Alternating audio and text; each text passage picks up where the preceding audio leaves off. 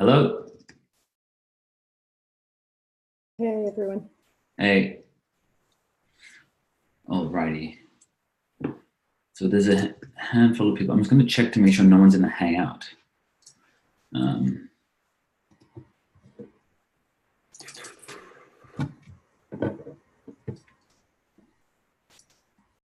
one's in the Hangout. Okay, cool. All right.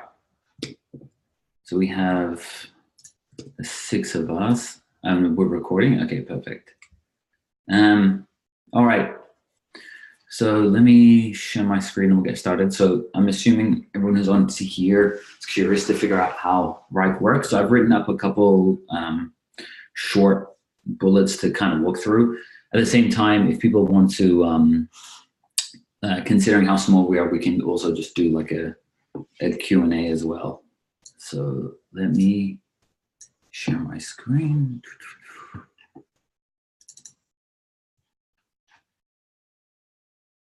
Is that coming through? Can everyone see that? Works for me. Perfect. Okay, cool. All right. If anyone wants to follow along as well, I'm using this. I'm using the Wrike usage doc. Where's the chat go? Chat. Oh, there it is. As basically to walk through the various topics. So if you're here, you're probably already have logged in and accessed Wrike. So essentially, it's set up quite similar to how Slack was set up. So you have the hierarchy of groups and things on the left, and the hierarchy of Wrike is spaces, which is essentially a large area of projects. So you can imagine, I have my own space. I can set up a separate space, for example, for the design team that's shared with us, and everything inside is owned by us and no one else has access to it. So it's kind of like a working environment for separate teams. We are yet to have multiple spaces for that purpose, considering how small we are, but that's the highest group level that you have in Wrike. Next, you have folders, and folders are just dumb buckets that hold various things inside them. So in this case, this app folder holds 2 projects. Inside of it, this dApps folder holds 3 projects. Keycard holds 2 projects. And we'll get to the swarm view later, but that's essentially the next level. So it goes spaces, projects, and then you have, spaces, folders, and then you have projects. Now, projects are where work actually starts to have to get assigned to people, and you start to get responsibilities and actual work being done. So at the first 2 levels, spaces and folders are just organizational structure. Projects correlate to actual output of things. So we'll use status v1 as an example. Actually, it's a bit of a complicated example. Let me find a simpler one. Here, mobile on desktop UI. Not related to the v1 launch. It's its own separate thing. It's launching the desktop UI, the mobile UI on desktop. So what is contained in this project is a bunch of tasks and potentially some sub-projects and bugs, which kind of sit in here as a separate container. So this entire project contains tasks and subtasks, and each task needs to have one owner. And this might be an easier way to see mobile and desktop. This is the project. There's no timelines here, but you can kind of see everything that encompasses this particular project. So spaces, folders, projects, and then tasks and subtasks. I don't know if there are anything with subtask here, but you can imagine create a NixOS package. I don't know who's owning this, maybe Pedro, but what you could then have is you can say, subtask is like build something, something, something, and the next subtask is set live whatever. And you can create these small subtasks, and these can also be assigned to people. So you can use it as granular or as generic as you want it to. I need to get rid of these before I forget.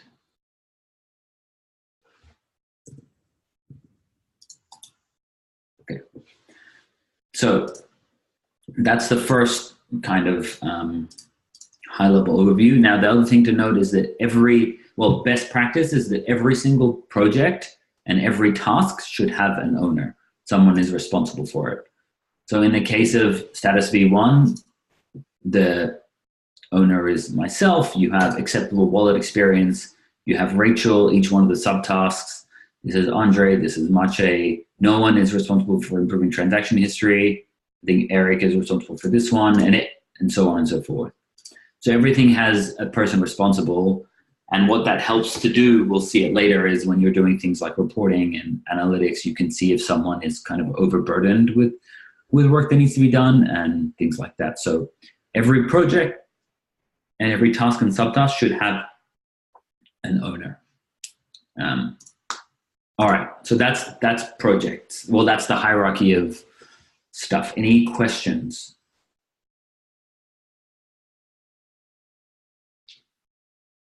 Not all at once.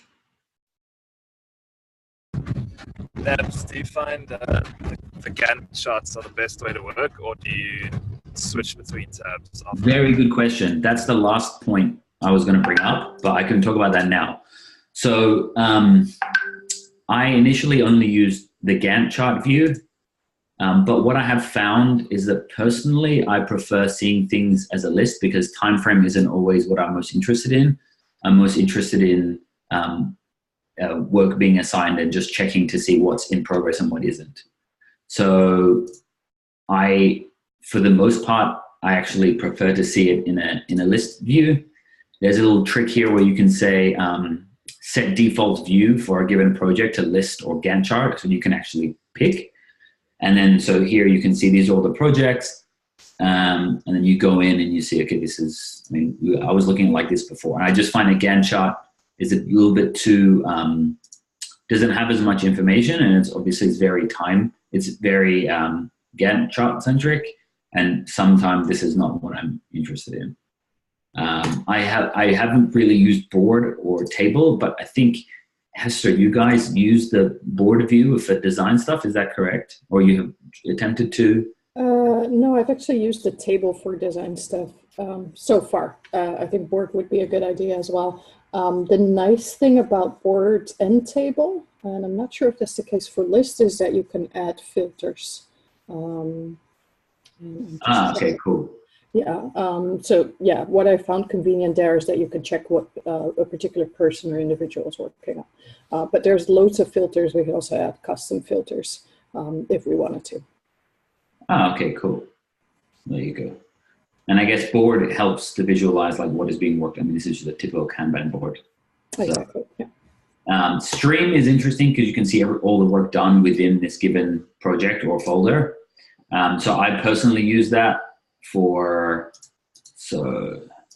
looking at my own stuff. I look at my own stream of everything that's shared with me to comment, and that's kind of like my mental workflow. So you can say what's everything that's happened inside of status V1 is here. Time log, we don't really use that. You can use that if you want, but no one kind of does. And I really like analytics. So you can see all the tasks that have been created, everything that's being worked on, all the major milestones, who is most overburdened. So you can see here, like you have Andre, designer, has got like a ton of stuff to work on, right? So maybe that's not, like a lot of the projects maybe need to be re-prioritized because this doesn't seem scalable, right? So you can kind of see that here. It tells you where there are conflicts between certain individuals, milestones. This is an interesting one, and as we flesh out timelines, it'll be interesting to see how this duration thing looks, because to complete status V1 is 4,100 hours of work. What does that, like, considering everyone that's working on it, does that kind of, does that add up properly? Like, are we estimating things correctly? Anyway, so if you have projects assigned and you have the like dates for the amount of work time is needed for a given project, this analytics stuff becomes super useful. So those are the main views that I find for projects: list, board, table, Gantt chart. As I said, Gantt chart, I find it helpful at times when I'm trying to understand, like, okay, how's project updates going? And so you can look like this and say what's hasn't been worked on, what has been worked on. But in terms of using this on often, the list is much easier. Also, to add tasks, to add subtasks, it's just easier to see everything like this. Any comments or questions on the views? Maybe not sure if you have that planned for later, but the dependency view might be an interesting one to look at as well. Even though it's not the best dependency view. But Yeah. Where is it? You mean the critical path view where you see everything? Yeah, exactly. If you go into the, what is it in that case, the project critical path. Yeah.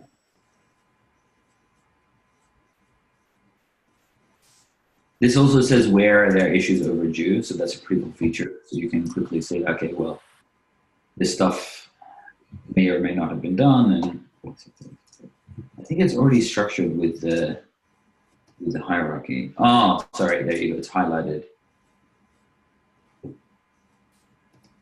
Critical path. So that's right. This critical path button just highlights things that are going to be the long pole in the entire project. You can go into, I don't know which one it's got like detailed. So something like mobile app performance, you can see that this bug fix is going to be the long pole of development. And if you start adding dependencies, then those will get highlighted. So you can see, okay, this is the thing that's going to take the longest. And therefore, if this slips or delays, the entire thing will slip and delay. You can view it like this in terms of when things get started. Interesting view. But without accurate timelines and start or end dates, these views become meaningless. So assuming that all the dates and allocations and who's working on what are correct, then actually this becomes super powerful. In this case, like I can't really tell, you can see names here, but I can't tell who's been assigned to certain things. So for mobile app performance, when I go to a list view, you can actually see like, okay, this stuff is being worked on, this is being completed, and you can see what's not being assigned to certain people. So it's just easier to follow things along this way, for me. I guess while we're looking at this, one other view that I think is super useful, and we're missing a lot in, I guess, I mean, we have it in GitHub, but we don't have it on a kind of a project basis, is like these comment threads. So you can obviously tag people, you can comment, for every item you can do this. Like this is a synced issue with GitHub. I'll come to that later. But you can comment, yeah, you can tag, etc. So I find it super helpful to be able to like chat with people about a particular task in line. And then if you're chatting with someone, like, or if you have a chat thread, then it appears then in your stream. It's like so-and-so responded to this. Yeah. Cool. Any other questions on views or comments? All right. So moving on, the next thing. So we have these multiple spaces, and right now we've set up 3 spaces based on one being a swarm view of the world, and this kind of highlights responsibilities and kind of workflow that's being done in the swarm way. You can see here core UI, token economics, keycard, then multi-account sitting inside of keycard, etc. So if you're looking at things from a swarm perspective or a funding perspective, that's how this is set up. Now, for me personally, it's easier to view the world in a project view because I think of them in terms of like discrete launches. So I create a separate space where you have, this is the app, these are various dApps, and this is keycard stuff. And these are projects for the particular, like a given launch that's coming up, right? I picked, like, these were just 7 different projects I picked. There's nothing logical about why. These were the ones that were top of mind. So if there's other projects that exist, you could just put them here or create a new folder here. Point being is that this something like Telenetwork V1, it exists here in the dApps folder and also in 321 Telenetwork. So the way you do that is you simply just add a tag as to where this would live. So let's say, for example, this also lived in the token economics one. I type in 368 token economics. And then I can assign it to this given project as well. And so now this project will live in this folder and this folder and this one. And so the folders that it can live can be across spaces. So this tagging, I feel like, makes it very easy to be quite fluid, and we don't need to have rigid, like, is this matrix structure, is this and that. It's like, well, this is a given body of work. This thing needs to launch. This is a team that's responsible for it, and this is how we're going to track it like this. And, you know, we can use tagging to make things be easier. We can also do this, like, is it design related? Yes, we'll add it to the design, you know, design swarm. Like, I think that, or if there could be a design space, you could also add it there. So this tagging system is super powerful. One thing okay, so these are the two. This is a project view and a swarm view of the world. The final space that we have is all our GitHub repositories. So I've synced, I think there's 9 now here. And they're all here because a bug or an issue needs to sit within the GitHub repository, within the folder, for it to be regularly synced. Now, what we can do is, let's say resolving lint errors is going to block the launch of the mobile on desktop to desktop UI. You go in here, you find a bug. The search feature works pretty well, so you could just search for it. But then you come and you say mobile on desktop UI and done. And now this bug is now inside this project, resolving linting errors. And if it's assigned to someone inside of GitHub, which I'll come to a bit later, then it'll also mirror itself here to the right person.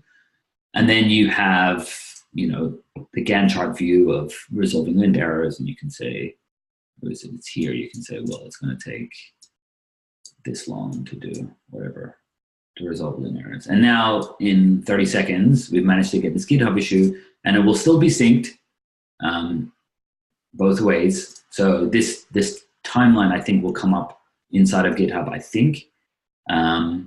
And yeah, then you can make it a dependency of something else and whatever. And as this gets resolved and this gets completed, and this will be completed, and then we can track it, we can get analytics on it, whatever, it will, it exists as a local issue inside of Wrike. So it's very powerful, very simple to set it live. I'm now going to delete it so that we don't confuse it for later. But you can come in here and be like, say fetch messages. You can be like, okay, fixing endless spinner. I think this is canceled, but or endless fetching. You can be like, well, this is super important. Oh, it is actually. It lives inside of the bug fixing swarm. So you could also say, well, this is super important. It should be part of, say, status v1. And you assign it here. You see this little red line? That's actually something that I manually did. So you go here, you say color. I made it red because it's important. I made the DAO launch one green. I'll make the DApp store one, I don't know, purple. And it just makes it easier to kind of follow things along. There's no logic to it. So yeah, so those are our spaces, and this is how tagging works across spaces. Any questions on this?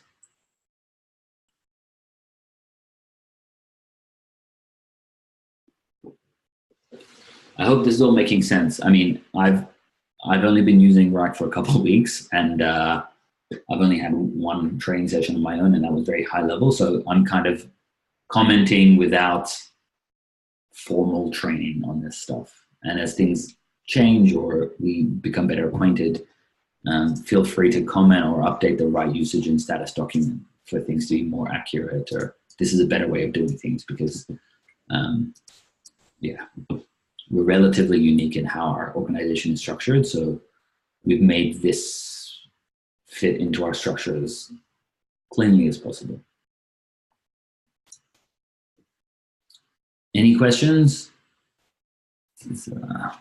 Otherwise, I can start getting into some of the Q&A that people have had so far. I'm not sure what else you have planned.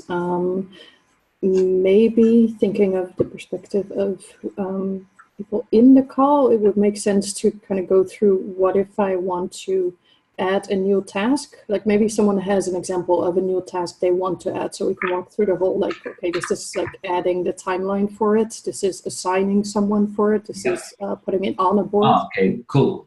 That's a great idea. So because you can tag things across multiple places, you can add it anywhere you like. So you could come in here and you could say, inside of browser improvements, I'll be in list view. So you just create a new task, call it browser improvements, ENS resolution. I don't know, this has already been done, but let's say ENS resolution V2. So you create a new task, add assignee. Hopefully Rachel's on this call, so she won't be surprised by this. Oh, okay, sweet. Okay. So you set, so you can set a beginning date, you can send it an end date, and then you can make a subtask as like the UI, and the other thing is backend, whatever. You can attach files. I can assign it to multiple people. I can then assign it to the core UI swarm, which is here. If there's a dependency, I could add a dependency here. Here. Let's say this is a dependency, who knows? And then, yeah, so it is now created. I can comment.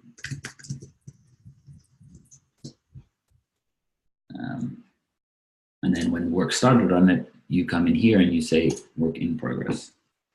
Then we go to the Gantt chart view of browser improvements, and we can see, okay, here is some work that's being done on ENS resolution V2.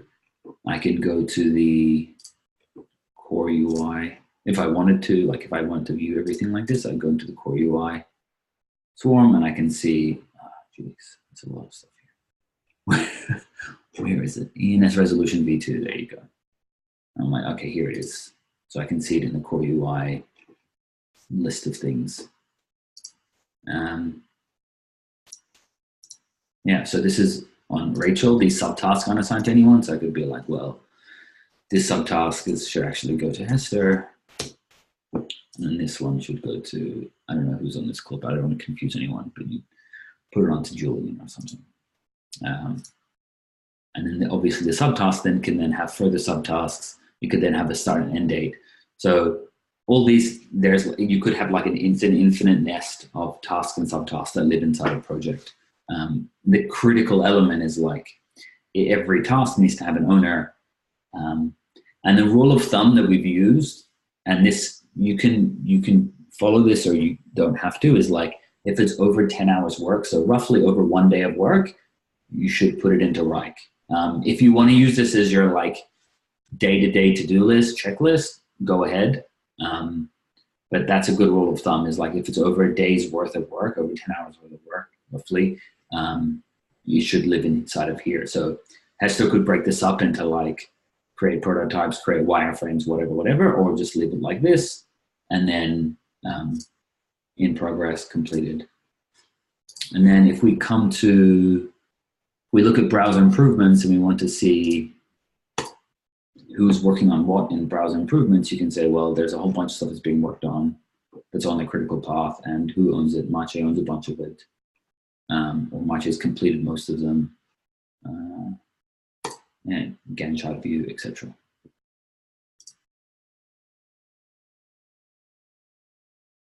Any questions or comments on? I have a question. Well, it's mostly a remark. I try to formulate it clearly, but well, actually, when I've tried to use Wrike, the most difficult thing for me was when creating a task, was to define the timeline for this task. Yeah. I mean, in my case, at least, it's very rare that I had to input a specific date as a deadline for this task, like 20th of June or something. Yeah. What happened most of the time is that I needed this task to be done before another one. I mean, so set up this task as a dependency to another one. Yeah. Or the other thing that also came is that a task needs at least this amount of work because of its complexity. Right. And yeah, when you did set up a task 5 minutes ago, you started by defining an end date. Yes. I wanted to know if that was, can we deal without end dates? That's a good question. I mean, let's try. Oops, this is a real project. Let's go back to the other one. And let's muck around and see if we can. I know exactly what you mean. You basically want to say this is 20 hours worth of work, but I don't know when it's going to fit. Yes, exactly. Or sometimes we have a very little clue on how much time it's going to take. Or we're going to say 3 days, but maybe it's going to take 10. I mean, that's it shouldn't, but sometimes it's like this. So there's this dependency. We need it to be done before another task. Yeah. So when do you want this task to be done? Let's say it needs to be done. Start.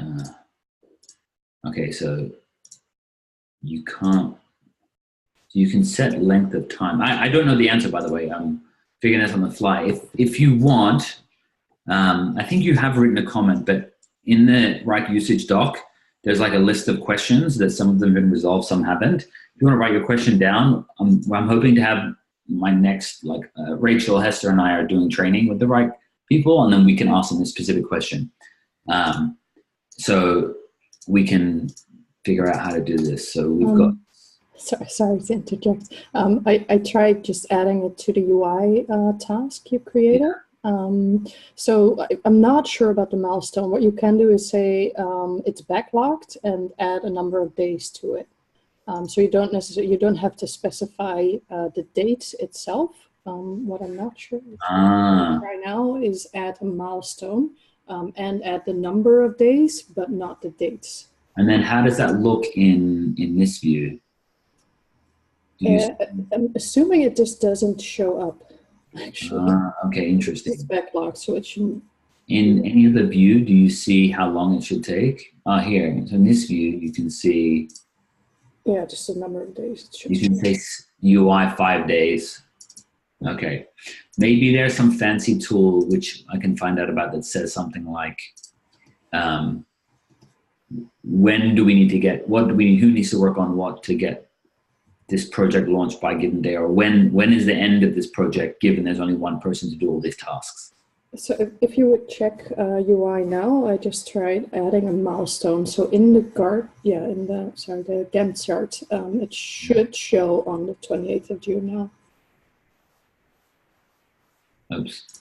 But that's a mouse, but then that doesn't tell me how many days of work. It's just, so this says, this is the milestone for the UI to be done. Yeah. And then we need to, it doesn't show me how many days, but I think it doesn't show on the way. Okay, well, point being, Guy, we'll try and figure out how to do it. The one thing I did mention, we kind of quickly went past it, are these states. So you have in progress, completed, on hold, canceled. Quite often we have a lot of work for each team that is not being actively worked on, like favicons, that we've just put on hold, and then that's it. And it can stay on hold until actually it gets assigned to someone. So that's a good and convenient thing to see.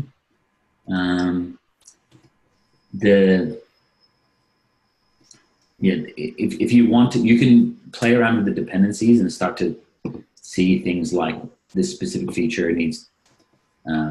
So I'll show you here. So we've got keycard integration. We have the UI. And we can come back here and say, well, the backend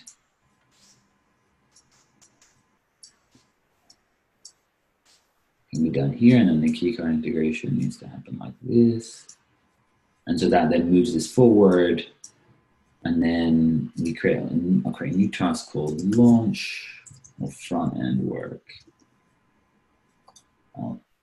If you indent, so tasks, making a task a subtask, all you need to do is indent it, and then that will live inside of this ENS resolution v2. So then front end work is here. So then this UI milestone is blocking the front end work and keycard, and then you have another task called public launch or milestone. Okay, we can indent this as well. It's not working. Oh, there we go. I can convert it to a milestone that'll sit somewhere, and the front end work and keycard integration are dependent. And I'm assuming this red line means that, there you go. So you can start to see match dependencies and say this won't launch until these things happen. If you like views like this, then obviously the Gantt chart view is helpful. And then this is all then reflected also in the list. So you can see these are all things that are being worked on. Close panel. Yeah. Or in a table view, I might start working around with this. You can see all these are not allocated to anyone, they're not in progress. Anyway. So, sorry, to summarize your question, Guy, we'll try and figure out a solution to that. The backlog to basically say this is X number of hours of work, when should it happen? But I think backlog seems to be the best solution for now. Mm-hmm. Okay. Cool. Those were the main things I wanted to walk through. I didn't want to bombard everyone with a ton of information from the outset, and that's we're all learning to use this platform. As I've said multiple times, I'm not the biggest fan of like project management software. Like, I feel like the investment is very rarely results in significant quality output. In this case, I think it's very smooth to use, and like the simplicity of adding a task and assigning to people, I just feel like it does help, especially considering we're a distributed team. We can't sit around a whiteboard every week and kind of all look at the same thing. In this case, we can get some really interesting insights and find out who's being overburdened, who has bandwidth, things like that. So I hope that as the more we put into this in terms of the accuracy of start dates, end dates, assigning people to tasks, the more we're able to actually get out of it and say, the software has made things like 50% more efficient because of how we use it. Thank you, Nabil. Can I ask another question? Yeah. I wonder how many people don't see swarm view, because I don't see it. I can't find anything shared with me. I mean, I can see spaces, but in the spaces, I can't find swarm view, and I don't know how to get it.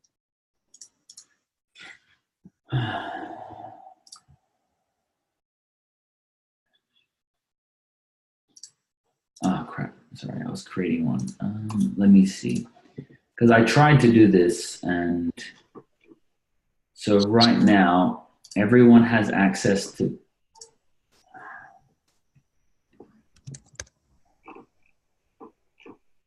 Maybe I did it wrong. Public. Okay, it might have been something that was set up wrong. You check this one as well.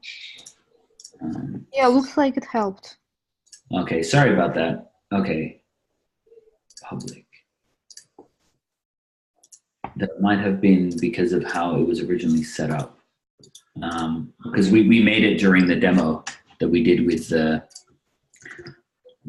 trainer person, but based on how clean it is. All right, I think I've set it up properly now. Sorry about that. Those just showed up on my Wrike as you did that. Sorry, it all works now. Yeah, I mean, they all just showed up without me doing anything by you doing that, whatever you just did. Okay, sweet. All right, so my bad, but now all three people should be able to see it. For now, I would avoid creating new spaces just so that we don't have bloat of information that everyone has access to.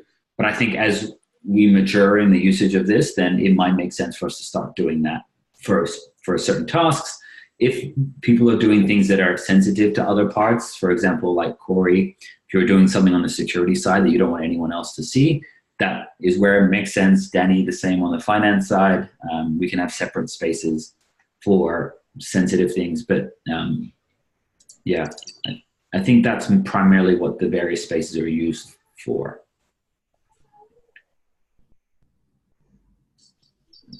Any other questions or comments?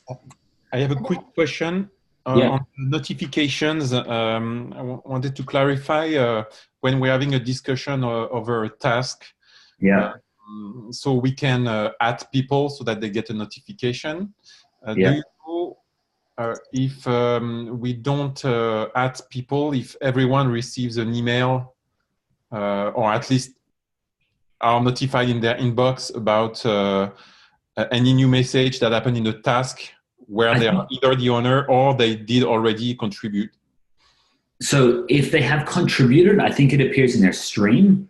I think if they're explicitly CC'd, it appears in their inbox and they get an email about it. I also think that's customizable per individual because you can get bombarded with a ton of emails if you use this correctly. I still haven't 100% figured out how the different notifications work because I don't know what tasks I'm assigned to. I don't know if I get a notification because I'm assigned to something or if I get CC'd on it or if I have commented before. So let me just see.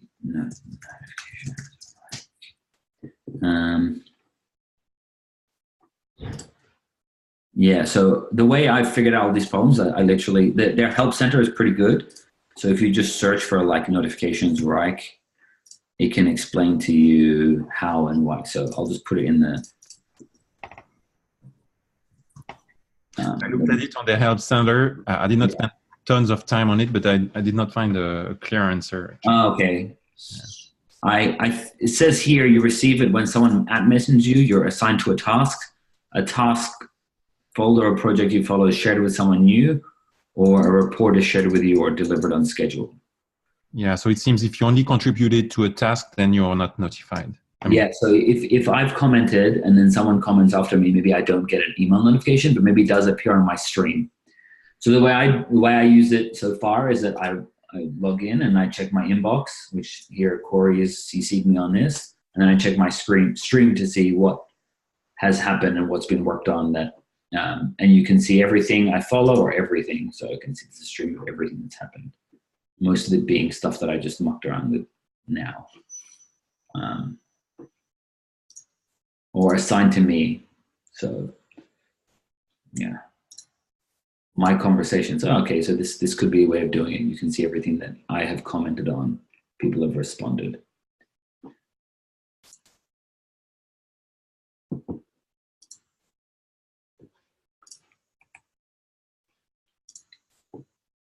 Anyone else?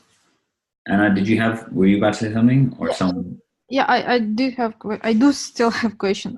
If we go to GitHub repositories, for example, we can see both issues and pull requests. Some issues will be fixed by pull requests. Not all of them, if the umbrella issues or whatever, but like most of issues will be fixed by pull requests. Yeah.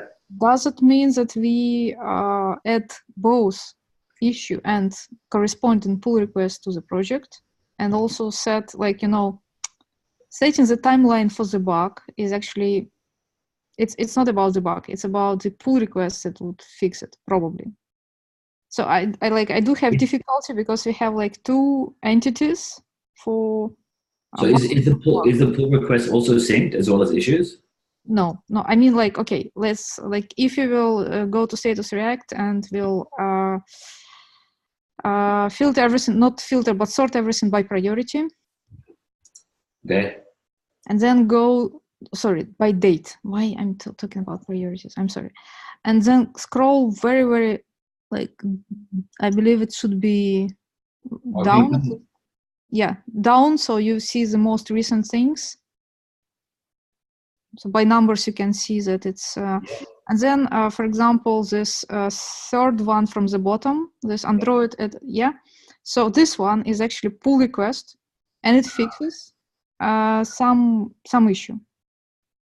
So, I see.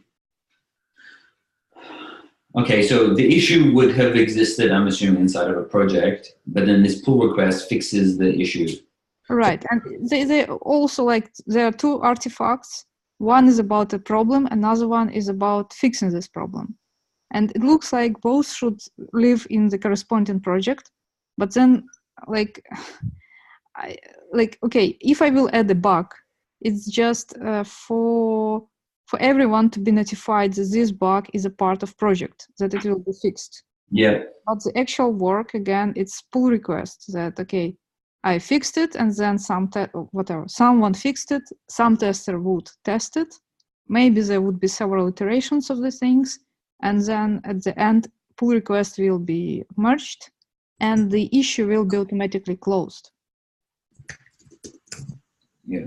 So the issue gets closed, and it looks like the issue gets canceled. Yeah, it looks like it's canceled, but again, I'm not sure what would be the best way to handle these things. Like, it's great we have this, visibility, and it's great that everything is here, but I'm not sure, like, do we need double work? So we need, for example, to set for the bug that, okay, it will be fixed in the next, week. Even though it will be not like 5 days of work, but I know that by end of the week it will be fixed. And then as soon as pull request is there, actual work is done for developer, and then started for the tester, and everything is done in this scope of that pull request, and then eventually it will be, I don't know, merged, and that's when actually bug is fixed and done. And then will it mean that we will track the same kind of action to fix a bug like twice? Yeah.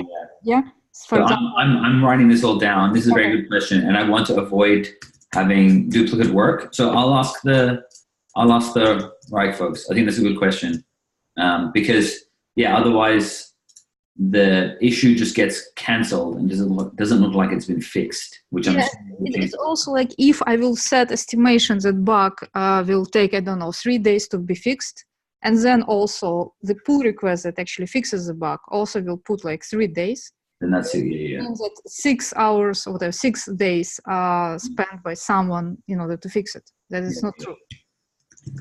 Yeah. Okay, that's fine. I will see how we can do it. It might also be something that we can fix in how we sync, but let me look into that. That's a good question. Okay, thank you. That's it from my side. Thanks, Anna. Anyone else? Any other comments? Otherwise, I'll probably schedule another kind of walkthrough if we feel like we need or people want it in a couple of weeks once we become even more familiar with everything. Otherwise, I would recommend just locking in, like blocking out 2 hours and just playing around with stuff and doing what I did. Just make fake issues and take things moving around. You just get a feel for it, and it becomes very intuitive. For me, this is like a project management version of Slack where everything is structured in a given way, and you can comment and collaborate on a given issue, and then you kind of move on. This should not be taking like more than 15 minutes to half an hour a day to, like, at max, to be maintaining. And the majority of work and structure should kind of be like a one-off that you do, and then everything else should be automated. So if this is taking up a lot of your time, please let me know, because the goal is not to just do work for work's sake. The goal is to try and basically give visibility on what is being worked on. And then the most important thing is like, what is the critical path for us to launch this V1? How does that look? What's the time frame look like?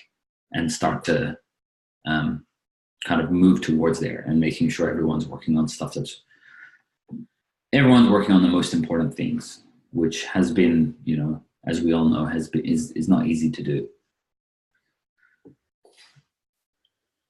Awesome. I'm happy to stick around if people want to ask other specific questions. Otherwise, I might just pause the recording here. Okay.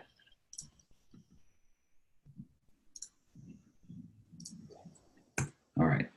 I think it's still recording, so I don't think I can control the recording. All right. Anyway, thanks everyone. Thank you. Thanks, Nabil. That was helpful. No worries. Thanks. Thanks, Nabil. Thanks.